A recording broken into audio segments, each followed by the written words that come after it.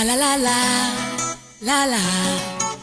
Oh, oh, oh, la la la la, la la. Hi, I'm Jerry.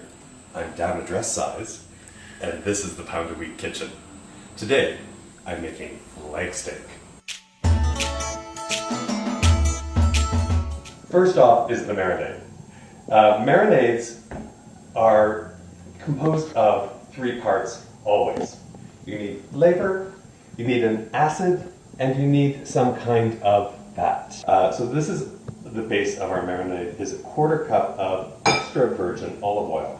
We also have an acid, and today we're using a 1/4 cup of white balsamic vinegar. That's going to help to break down some of the connective tissue in the steak, so it's going to become very tender. For flavor, let's start with this. I've got some extra hot horseradish, La Bamba, Italian hot peppers.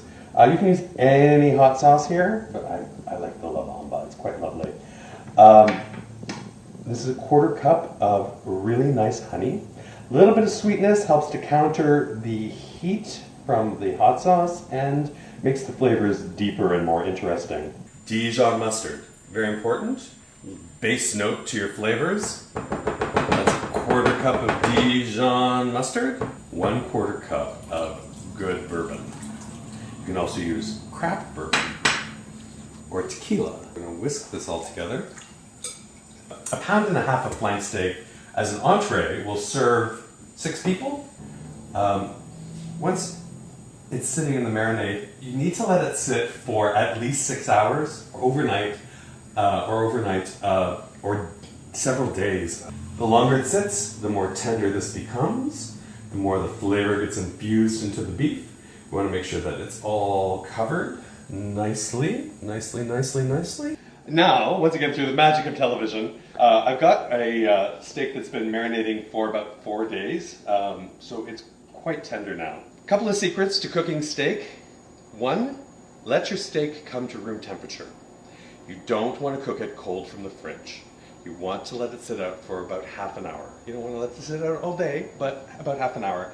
The other thing is you want a really hot pan or a hot grill. If you're cooking it on the barbecue, start as hot as you possibly can get it, because that's going to sear the outside and lock in all those delicious juices and flavors.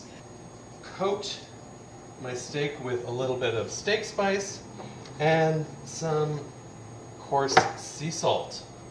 Never salt your meat until it's going on the heat. Never. It draws out too much moisture. So you want to have it hit the heat just after you've added some salt. Now, to get really beautiful grill marks, when you're halfway through cooking on this side, you want to flip your steak by 45 degrees.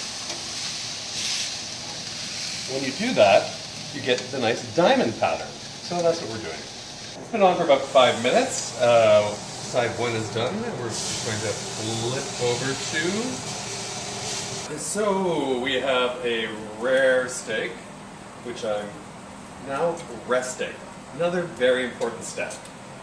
You want to make sure that your steak has time to, you want to give it at least 5 minutes because it's still cooking and the juices need to relax and everything needs to relax, and then you can carve into it and it will be delicious.